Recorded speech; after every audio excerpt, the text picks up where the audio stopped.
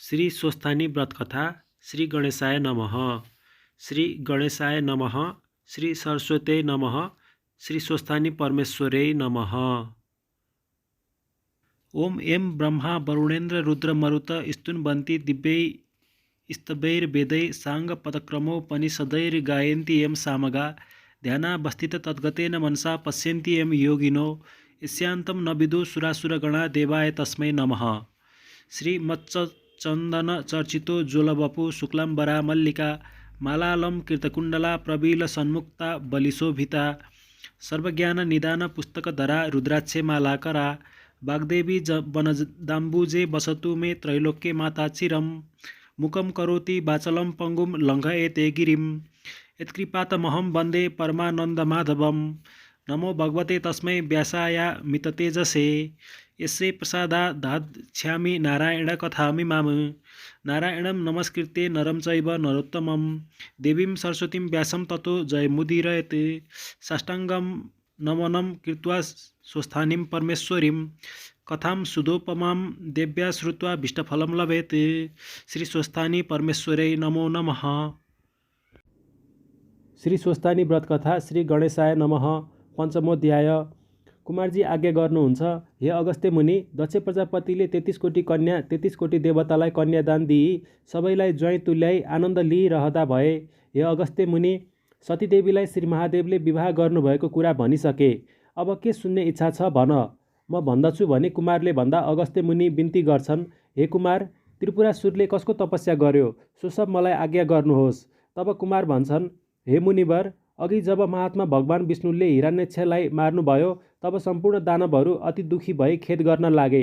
तब मय नाम भएको दैत्यले मनमा बडो खेद गरी विचार गर्न लाग्यो। जस्तो कामदेव नहुँदा रति भइन् उस्तै त्यो दैत्यको राजा मय भयो। फेरि अरू 2 दैत्य तारकाक्ष र विद्युत्प्रभ नाउँ गरेका आफ्ना साथीलाई समेत साथ लिई त्यो मयले ठुलो अघोरको तपस्या गर्न लाग्यो। ती 3 जना दैत्य पुष माघको कठ्याङ्ग्रिदो जाडोमा हिमालयमा गई बस्दथे। वैशाख जेठको चर्को घाममा पञ्चाग्नि तापी तपस्या गर्दथे। वर्षाकालमा खुला चौरमा बसी तपस्या गर्दथे। यस्तै तरहले तपस्या गर्दा गर्दा तिनीहरूले दिव्य 10,000 वर्ष बिताए। ती दैत्यको जिउमा केवल छाला र हाड मात्र बाँकी रह्यो। फेरि ठुलो सुखदेखि पनि च्युत भए। तैपनि सूर्य समान तेजस्वी देखिन लागे र तिनका तपस्यादेखि ब्रह्माजी खुसी भए ती 3वटाका अगाडि भन्न लागे कि हे दैत्यमा श्रेष्ठ भएका दानववीर हो, तिमीहरूका तपस्यादेखि बहुतै खुसी भए। अब तिमीहरूका मनमा जो इच्छा छ सो वर माग, म दिन्छु भनी ब्रह्माजीले भन्नुभयो।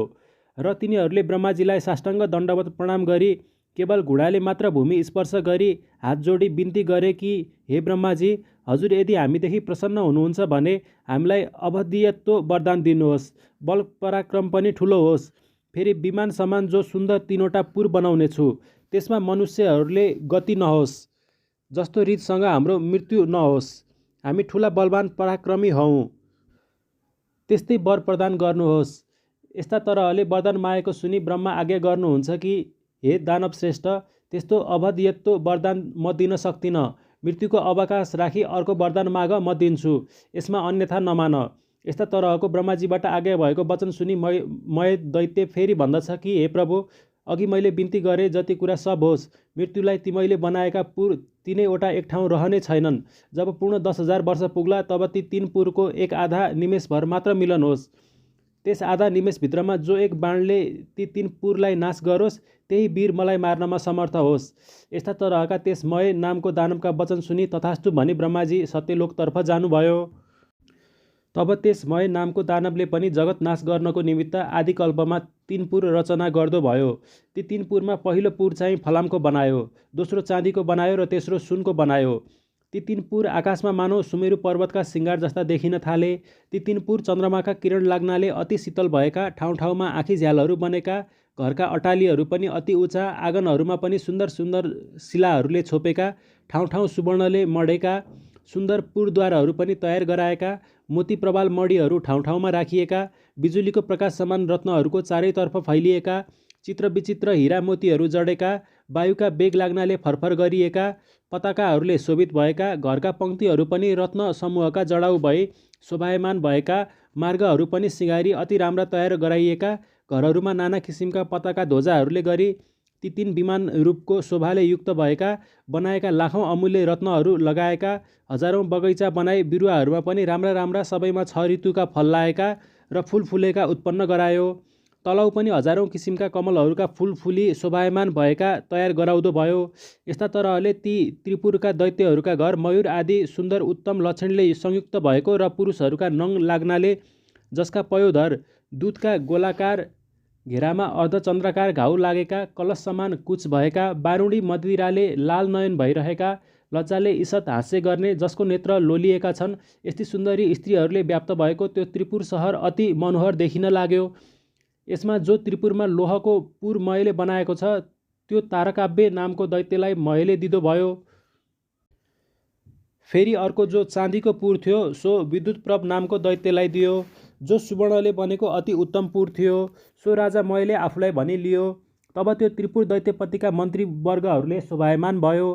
त्यो दैत्यराज पनि अनेक तरहका सम्पूर्ण आफ्ना शत्रुहरूको सेनालाई जितिकन ब्राह्मण वर्ग भृत्य वर्गले सहित भई स्त्रीहरूलाई साथ लिई सुखपूर्वक रहँदा अनेक तरहका सुख पाउन लागे। तीन लोकको आनन्दलाई ध्वंस गर्न लागे र सेखी र दर्पमा प्राप्त भई सम्पूर्ण देवताहरूलाई जितिलियौँ भनी मनमा मान्न लागे। उनीहरूलाई मार्न लागे। उनका बगैँचाका वृक्ष बिरुवाहरू उखेल्नलाई लिई आए। यस्ता तरहले देवताहरूलाई दुःख दिँदामा बहुत काल व्यतीत भयो। तिनीहरूदेखि इन्द्रादि देवता अति क्रोधित भए र ब्रह्माजीका सामु गई त्रिपुरवासी दैत्यहरूको सम्पूर्ण उपद्रव विस्तार गरे। तब ब्रह्माजीले सब देवताहरूलाई शान्त गराई आज्ञा भयो कि हे देवतागण, त्रिपुरासुर दैत्यहरू बडा बलवान छन्, तिमीहरू तिनको नाश गर्न सक्दैनौ। तस्मात् नारायण आदि सकल देवता हामीहरू महादेवका शरणमा जाउँ। उनै महादेव हाम्रा गति छन्। उनै महादेव हामीहरूका शत्रु ती दैत्यहरूको नाश गर्न सक्छन्। यस्ता तरहको ब्रह्माजीको आज्ञा सुनि हवस् भनी ब्रह्मा, सूर्य, इन्द्र, वायु र अग्नि आदि सकलले ब्रह्माजीलाई साथ लिई कैलाश गएर महादेवलाई देखि अनेक तरहसँग स्तुति गर्न लागे। हे त्रिलोकेश, हे पिनाकधारी, हे चन्द्रमौले, हे अति पराक्रमी, तिमीलाई कोटि कोटि नमस्कार। चन्द्रमाका प्रभावले प्रकाशमान भएका उत्तम जटाधारी, हे चन्देश्वर, हे त्रिलोकदेव, हे पिनाकपाणी, तपाईँलाई कोटि कोटि नमस्कार छ। अति तीक्ष्ण धार भएको वंशरो धारण गर्ने, त्रिशूल लिने, नन्दीलाई वरदान दिने, जगतलाई शरण दिने, देवताका पनि देवता, यस्ता तपाईँलाई कोटि कोटि नमस्कार छ। सदा सर्वदा प्रसन्न भई वरदान दिने, यज्ञको मालिक, हिमालयमा बस्ने हे कैलाशवासी, यस्ता तिमीलाई कोटि कोटि नमस्कार छ। विरक्तिहरूले ध्यान गरिएका, सदा सर्वदा धर्ममा रहने, दिशारूपी जो वस्त्र तिनै धारण गर्ने, भक्तलाई वरदान दिने, जगतका सम्पत्तिलाई तुच्छ मान्ने, जगतका दाता विधाता जस्ता तपाईँलाई कोटि कोटि नमस्कार छ। परभन्दा पनि झन् परमात्मा परमेश्वर तिमीलाई कोटि कोटि नमस्कार छ। चन्द्र, सूर्य, इन्द्र, अग्नि, ब्रह्मादि देवताका पनि पालना र सृष्टि गर्ने, यस्ता तपाईँलाई कोटि कोटि नमस्कार। सूक्ष्मभन्दा पनि अति सूक्ष्म स्वरूप, नित्य स्वरूप, काल स्वरूप धारण गर्ने, यस्ता तपाईँलाई नमस्कार। परभन्दा पनि परमात्मा रूप शङ्करलाई सहस्रो नमस्कार छ। सम्पूर्ण पृथ्वीलाई धारण गर्ने यज्ञ स्वरूप, यस्ता तपाईँलाई नमस्कार। चन्द्र, सूर्य, वायु, अग्नि, जल, आकाश र इन्द्रलाई रचना गर्ने, यस्ता तपाईँलाई कोटि कोटि नमस्कार। दक्षको यज्ञ नाश गर्ने, पुषाको दाँत भाँच्ने, कामदेवलाई भस्म गर्ने, यस्तै तिमीलाई कोटि कोटि नमस्कार। हे पुरुषोत्तम, हे सौम्य, हे वपुष्मान, हे महादेव, सकल जगतको सृष्टि स्थिति संहार गर्ने, यस्ता तपाईँलाई कोटि कोटि नमस्कार। यज्ञ उत्पन्न गर्ने, सुर असुरहरूलाई पनि उत्पन्न गर्ने, यज्ञहरूलाई उत्पत्ति गर्ने, हे नीलकण्ठ, हे शिखण्डी, तपाईँलाई कोटि कोटि नमस्कार। सदा मसानमा निवास गर्ने, सर्वदा दैत्यको अङ्ग पनि नाश गर्ने, मोह छुटाउने, अज्ञानको ध्वंस गर्ने, यस्ता तपाईँलाई कोटि कोटि नमस्कार। सदा मोक्ष रूप वरदान दिने, सदा सर्वदा निरन्तर अमृत स्वरूप, गिरीन्द्र पुत्रीका भर्ता कुमारका पिता, यस्ता तपाईँलाई कोटि कोटि नमस्कार। फेरि दक्षको यज्ञ नाश गर्ने, यस्ता तपाईँलाई कोटि कोटि नमस्कार। हे वरदाता, हे चण्डीश्वर, हे ईश्वर, हामीदेखि प्रसन्न हुनुहोस्, हजुरलाई कोटि कोटि नमस्कार। यस्ता प्रकारले देवताहरूले स्तुति गरेपछि देवताको स्तुतिदेखि प्रसन्न भई उनका मनको इच्छा जानी आज्ञा गर्नुभयो। हे देवता हो, जे वर माग्छौ माग, म सम्पूर्ण कुरा दिन्छु। लोकमा मैले नदिने कुरा केही छैन। महादेवको यस्तो आज्ञा भएपछि सम्पूर्ण देवताहरू बिन्ती गर्दछन् कि हे प्रभु, ब्रह्माजीका वरदानले उन्मत्त भएका मय आदि नाम गरेका दैत्यहरूले हाम्रा उर्वशी आदि अप्सराहरूलाई पनि लुटिलगे। सम्पूर्ण उपवनहरूका उत्तम उत्तम बिरुवाहरू पनि लुटे, बगैँचाहरू नष्ट गराइदिए। अब देवताहरूलाई नाश गर भन्दै हामीलाई दुःख दिन्छन्। हे भगवान्, ती दैत्यको नाश गर्नलाई ब्रह्मा पनि समर्थ छैनन्, विष्णु पनि समर्थ छैनन्। हे भगवान्, जस्ता रीतिले देवताहरूको जय हुन्छ सो वरदान बक्सनुहोस्। यस्ता प्रकारले स्तुति गरेको देखि महादेव प्रसन्न भई देवताहरूलाई यस्तो वचन आज्ञा गर्नुभयो कि हे देवतागण हो, तपाईँहरूले 11 अंश धारण गरी रुद्र तेजोमय रूप भई दानवहरूलाई नष्ट गर्नुहोस्। यति महादेवबाट आज्ञा भएपछि देवताहरू फेरि बिन्ती गर्छन्, हे भगवान, हामी हजुरका तेजको सहस्रोसको एक अंश पनि धारण गर्न सक्दैनौँ। माहेश्वर, तेजलाई धारण गर्न त के, हेर्नलाई पनि हाम्रो सामर्थ्य छैन। हे भगवान, हाम्रो उप प्रसन्न हुनुहोस्। हामीले केही गरे पनि दैत्यलाई जित्न सकेनौँ। हे भगवान, आफैले त्रिपुरासुरलाई मार्नुहोस्। तिनलाई ब्रह्माजीको वरदान प्राप्त भएको छ कि दिव्य 10,000 वर्ष बितेपछि 3 पुरको आधा निमेषसम्म भेट हुनेछ। त्यस आधा निमेषभित्रमा एक बाणले जो भस्म गर्छ त्यसैबाट तिमीहरूको मृत्यु होला, नत्र अन्यथा तिमीहरूको मरण हुने छैन। यस्तो वरदान पाएका दैत्यहरूको नाश गर्नमा हाम्रो सामर्थ्य छैन। हे प्रभु, हामी उप प्रसन्न हुनुहोस्। त्यस त्रिपुरासुरको नाश गरी बक्सनुहोस्। यस्ता प्रकारको स्तुति गर्ने खिन्न चित्त भएका देवताहरूलाई आश्वासन दिई महादेवबाट आज्ञा भयो, हे देवगण, यदि यस्तो महादुर्वेद त्रिपुर छ भने ब्रह्मादि देवताको प्रिय निमित्त म एक बाणले ती 3 पुरलाई भस्म गरिदिउँला। रथमा बस्दा त्रिपुरासुरको नाश गरौँला। दानवादी वीरहरूले रक्षा गरिएको त्रिपुरसँग लड्दा मेरो बललाई सम्हार्न सक्ने हिमालय पर्वत समान मेरो निमित्त तपाईँहरूले रथ तयार गराउनुहोस्। यस्ता वचन सुनि सकल देवतागणहरू हवस् भनी महादेवलाई नमस्कार गरी खुसी भएर, हे मुनिश्रेष्ठ, महादेवका निमित्त विश्वकर्माले सम्पूर्ण देवताले युक्त भएका सुवर्णमय रथ तयार गराए। त्यस रथको दक्षिण चक्र पाङ्रो सूर्य भए, उत्तरतर्फको चक्र चन्द्रमा भयो। दक्षिण चक्रमा 12 सूर्य भूषण गराइए। ऋतु पनि रथको दायाँ बायाँतिर राखिए। त्यो रथको गजुर आकाश बनाए। पाङ्रो अड्याउन दण्ड मन्दराचलको बनाए। अस्ताचल र उदयाचल यी 2 पर्वत 2 पाङ्राको झुकुल गराए। ऐन संवत्सर रथको वेग भयो। 4 समुद्र रथका 4 कुण्डलिका भए। सम्पूर्ण गङ्गादि तीर्थहरू उत्तम वस्त्र भूषणहरूलाई स्थिर रूप भई हातमा चमर लिई त्यस रथमा रहे। लगाम हाँक्ने सारथी ब्रह्मा भए। ब्रह्मस्वरूप ओमकारको कोर्रा बनाए। विन्ध्याचलको छत्र निरूपण गरे। मन्दराचल उसको पार्श्व दण्ड बनाए। सुमेरु पर्वतको धनु बनाए। शीर्षेशनाग धनुको ताँदो भए। सरस्वती देवीजी घण्ट भइ गइन्। साक्षात् नारायण भगवान विष्णु अग्निबाणको टुप्पो भए। 4 वेद रथका 4 घोडा भए। तारागणहरू घोडाका गहना भए। यस्ता तरहले हे मुनि, जो जति जति यो ब्रह्माण्डमा विज्ञ छन् सब त्यस रथका अवयव भए। यस्ता प्रकारले त्यो धनुबाणले सहित भएको रथ तयार भएपछि भगवान शङ्कर पृथ्वी र आकाशलाई कम्प गराई रथमा चढ्नुभयो। उहाँ पछि रुद्रका नन्दी आदि जो पार्षदहरू छन् सो नन्दी भए, शङ्कुकर्ण भए, चण्डेश्वर भए, गणेश्वर भए, योगाक्षे भए। यी सब त्रिशूल पट्टिस हातमा लिएका अनेक तरहका शास्त्र जानेका नाना तरहका शङ्ख भिरी मृदङ्ग बजाउँदै महादेवका उपर अनेक चित्र विचित्र पुष्प वर्षा गराउँदा भए। तिनका तेजको भार सहन गर्न नसकी सम्पूर्ण देवताहरू मोहमा प्राप्त भए। महादेवले देवता मोह भएको जानी तिनका तेज खिची केही शान्त गराउनु भयो र देवताले अनि रुद्रगणको तेज सहन गर्नलाई किञ्चित समर्थ भए। त्यसपछि हे मुनिश्रेष्ठ, उसै बेलामा नारदजी दैत्यहरू कहाँ गए भन्न लागे। महादेव देवताहरूका स्तुतिदेखि प्रसन्न भए तिमीहरूलाई मार्न भनी आउन लागे। अब तिम्रो जस्तो इच्छा हुन्छ सो गर, नत्र तिमीहरूको सत्यानाश हुनेछ। यस्तो प्रकारको नारदको वचन सुनि मैले आफ्ना साथी तारकाक्ष र विद्युतमाली इत्यादि सम्पूर्ण दानवहरूलाई नारदजीबाट भन्नुभएका कुरा सबैलाई सुनाउँदो भयो। तब दैत्य मध्येका श्रेष्ठ तारकले भन्यो कि हे राजन, किन चिन्ता गर्छौ? देवता यथार्थले बद्ध छन्। यो त्रिपुर भेदन गर्न कसको सामर्थ्य छ? यदि सम्पूर्ण देवता यक्षे किन्नर गन्धर्व आए पनि यो त्रिपुर अबद्ध छ। अथवा शत्रुलाई जित्नको निमित्त साम दाम आदि अनेक तरहका नीति छन्। जित्ने इच्छा गर्ने बलि शत्रुलाई पराक्रम गरी दण्ड दिन योग्य छ। यस्ता राजा तारकको वचन सुनि विद्युतमाली भन्दछ, हे राजन, बलहीन देवता हामीदेखि कुनै प्रकारले पनि समर गर्न सक्दैनन्। जो मूढ भई युद्ध गर्ला त्यो अवश्य क्षयमा प्राप्त होला।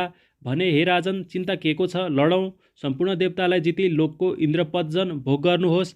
अघिको हिरण्याक्ष हिरण्यकशिपुको पदमा प्राप्त भई 14 भुवनका सम्पत्तिको भोग गरी हिरण्याक्ष हिरण्यकशिपुको गतिमा प्राप्त हुनुहोस्। यस्ता प्रकारको विद्युतमालीको वचन सुनि मय भन्दछ, हे दानवीर हो, अब हाम्रो नाशको बखत भयो। सुन्यौ, ऊ बारम्बार शिर कम्प गराउँदै फेरि भन्छ कि जो शत्रुभन्दा पनि बली होस् अथवा हीन बल होस् उसँग हामीले साम इत्यादि उपाय गर्नु उचित छ। जो सम्पूर्ण जगतका मालिक प्रभु ईश्वर महादेव हुन्, उनी देवता र हामीहरूका स्रष्टा हुन्। उनी यदि आज हामीलाई मार्न स्वयं आउँछन् भने अब यसको उपाय अरू केही छैन, खालि भगवान महादेवलाई प्रणाम गरौँ, यही मेरो मति छ। यदि अब हामी कठोरता धारण गरी महादेवका सामु गई युद्ध गरौँला त अवश्य हामीहरू यिनका दृष्टिपातैले भस्म हुनेछौँ। जो ब्रह्मादि देवता पनि दुखी भई जसका शरण जान्छन्, आज उनै भगवान महादेव हामीलाई संहार गर्न आउँछन् भने हाम्रो के गति छ? जो क्षण मात्रामा सकल जगतको सृष्टि संहार गर्न समर्थ छन्, जो मुक्तिका दाता सकल जगतका कारण छन्, त्यस्ता श्री महादेवसँग हामीहरू कसरी सकौँला? हाम्रो विधिहीन तपस्याले केही हुँदैन। तिमीहरूले कति समयसम्म भोग गर्यौ? त्यसै कारणले म भन्दछु, हे तानवीर हो, तिमीहरू सब कालले प्रेरित युद्ध गर्न भनी उत्सुक छौ। यस्ता प्रकारको मएको वचन सुनि नारदले सारा दैत्यको संहार गर्ने कारण सुनाई भने, हे महाराज, अब तिम्रो तपस्या क्षीण भयो। अब ऐश्वर्य भोग समाप्त भयो। तथापि सङ्ग्राममा अघि नसरी नपुंसक झैँ ती देवताको शरण जानुभन्दा सङ्ग्राममा लडी मोक्षे हुनु उत्तम ठान्दछु। यदि महादेवका हातबाट मर्यो भने श्री महादेवका प्रथम गणको अधिपति हौला। यदि तिमी शरण जाउला तापनि देवताको हितका निमित्त महादेव तिमीहरूलाई नमारी छोड्ने छैनन् भनी फेरि यस्ता दानवका राजा भइकन पनि कातरता गर्दछौ। कातरतादेखि शिवजी प्रसन्न हुने छैनन्। सुरदेखि प्रसन्न हुन्छन्। किन नलड्नु? लड, कदाचित जित्यो भने 3 लोकको राज्य पनि भोग गरौला। यस्ता प्रकारको नारद ऋषिको वाक्य सुनि तारकाक्षे विद्युतमाली दैत्यहरू आयुष्यहीन भएको हुँदा भन्न लागे, ठिक हो महाराज, नारदजीबाट जो आज्ञा भयो त्यो बहुत उत्तम हो। मैले पनि तिनका वचन सुनि अब यिनीहरूको श्री नष्ट हुने बखत भयो भनी जानी नारदजीबाट आज्ञा भएको बहुत श्रेय भनी भने। मएको पनि यस्तो वचन सुनि नारद पनि बहुतै प्रसन्न भए। मैले रक्षाबन्धन गरी सकल दैत्यलाई युद्ध गर्नमा तत्पर गराई। नारद महादेव भएको ठाउँमा गई ती दैत्यहरू पनि युद्धमा निश्चय भए। युद्धमा लालसा गरी अनेक तरहका शस्त्र अस्त्रले सुसज्जित भई तयार भए। तारकाक्षे, बल, बाणासुर, विद्युतमाली आदि सबै दैत्यहरू पनि युद्ध गर्ने निश्चय गरी राजाका अगाडि अनेक तरहका बाजा बजाई सिंहनाद गर्न लागे। दानवका सेनाहरू पनि दानवलाई भयदायक देखिए।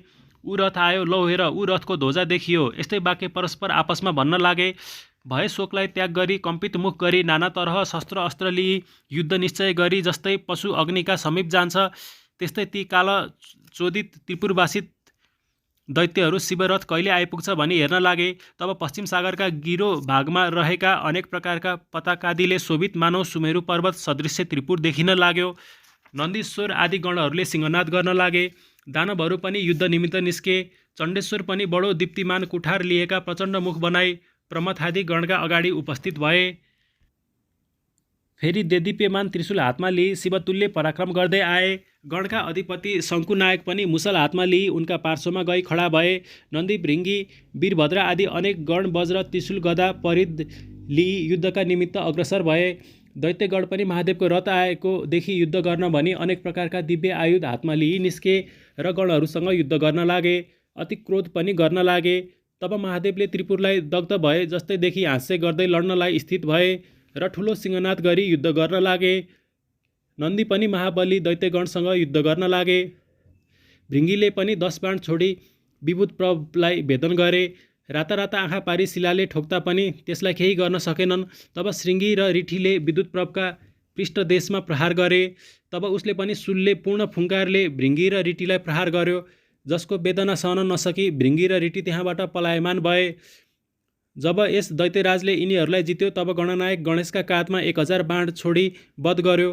फेरि त्रिशक्ति फेरि 10,000 बाण छोडी जब गणेशका मर्ममा घाउ गराई वेदना गराउँथ्यो तब गणेशजी अति क्रुद्ध भई आफ्नो सुँड पसारी त्यसको गर्दनमा बेरी निमोठी जस्तै मत्ता हात्ती कमलको फूल सुँडले बेरी तलाउबाट उखेली फ्याँक्छ त्यस्तै विद्युत प्रभको शिर पनि उखेली फ्याँकिदिए। तब शरीरबाट उखेलिएको त्यो शिर यस्तो शोभामा प्राप्त भयो कि जस्तै सरोवरबाट छुट्टिई हात्तीका दाँतमा अड्केका कमलको फूलको शोभा पाउँछ। यो देखि भृङ्गीले नाना तरहले गान गरे। तब नेमी नाम गरेको र बल नाम गरेका 2वटा दानव वीर क्रोधले युक्त भई आए र गणेशलाई मर्ममा बाण छोडी घाउ गराउन लागे। शङ्कुकर्णले तिनलाई बीचमा रोकी तिनका ध्वजा, रथ, सारथी, घोडा सब काटी उनलाई विरथी गराए। तब ती 2 जना पनि झट्ट अर्को रथमा चढेर आई ती चण्डेश्वर गण नायकका मर्ममा हजारौं बाण हानी घाउ गराए। तब ती गणेश्वरले पनि क्रोधले आँखा रातो पारी भयङ्कर मुसल प्रहार गरी दुवैलाई यमराज कहाँ पुर्याए।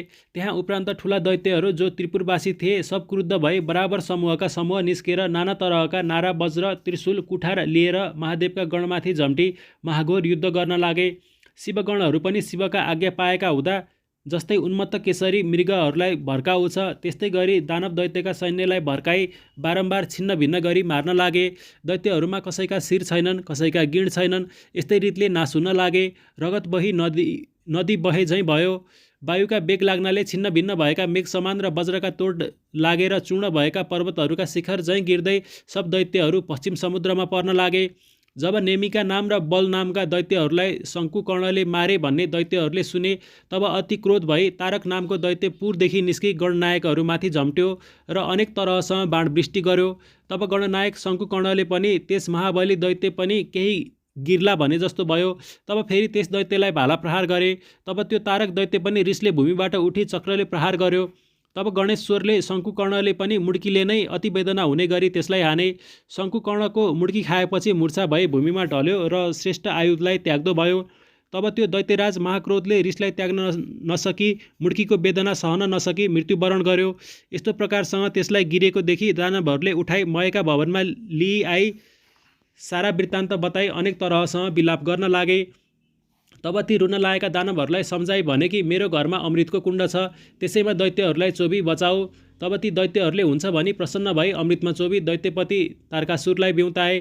फेरि मरेका दैत्यलाई पनि बचाइदिए भनी प्रसन्नताले मयलाई शिर नुहाई प्रणाम गरे। तब त्यो तारकाचे फेरि बडो बेगले गरी सङ्ग्राम भूमिमा आएको देखि ब्रह्माजीले आफ्नो बायाँ हातले त्यस दैत्यलाई देखाई महादेवसँग भन्न लाग्नुभयो, हे महादेव, त्यो दैत्य अघि मरेको थियो, अहिले फेरि बचेर आयो। मयका घरमा अमृत छ, त्यस अमृतले गर्दा मयले दानवहरूलाई बचाउँछ। हे शम्भो, यदि यसको घरमा अमृत छ त यो मरेका दैत्यहरूलाई बराबर बचाउँछ। यसै कारणले प्रहार गरे मात्र पनि त्यो अमृत शोषी लिनुपर्छ।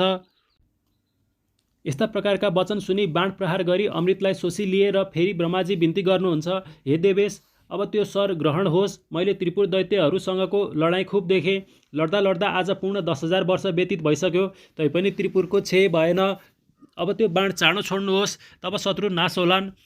यी पुर एक आधा निमेषभर एकत्र भई फेरि अलग होलान्, त्यसै बेलामा बाण प्रहार गर्नुहोस्। यी पुर जोडी अलग भएपछि फेरि बाण छोडे पनि केही हुने छैन। हे भगवान्, यदि मेरो बिन्ती लाग्छ भने बाण प्रहार गर्नुहोस् र यो त्रिपुरको नाश गर्नुहोस्। यस्ता प्रकारका ब्रह्माका वचन सुनि लौ भनी त्यो उग्र बाण धनुमा चढाए। धनुलाई तलमाथि झुकाए। दिव्य 10,000 वर्ष पुगेपछि आधा निमेषको निमित्त त्रिपुर जोडिएको थियो। महादेवले आफ्ना योगबलले त्यस बखतमा सारा जगत निश्चल भइगयो। उहाँपछि जसका अग्रभागमा अग्नि सोम स्थित थिए, त्यो नारायण रूपी बाण प्रहार गर्दा भने त्यो बाणले जसै महादेवले प्रहार गरे तब त्यस त्रिपुरका घरहरूमा चारैतर्फ दग्ध हुन लाग्यो। धिक धिक कष्ट कष्ट भन्ने शब्द उत्पत्ति भयो। तब महादेवले नन्दीलाई डाकी अराउनु भयो कि हे नन्दी, तिमी चाँडो गई अग्निलाई भन कि त्यो मय मेरो भक्त छ, त्यसलाई अग्निले दग्ध नगराउनु। महादेवको यस्तो आज्ञा सुनि आफ्ना तपोबलका योगहरूले वायुभूत भई बाणभन्दा पनि चाँडो गई नन्दीजी मयका पुरमा प्रवेश गरी मयका घरमा गए। त्यहाँ गई देखे कि मय नामको दानव शिवलिङ्ग अगाडि राखी शिवको ध्यान गरी बसिरहेको छ।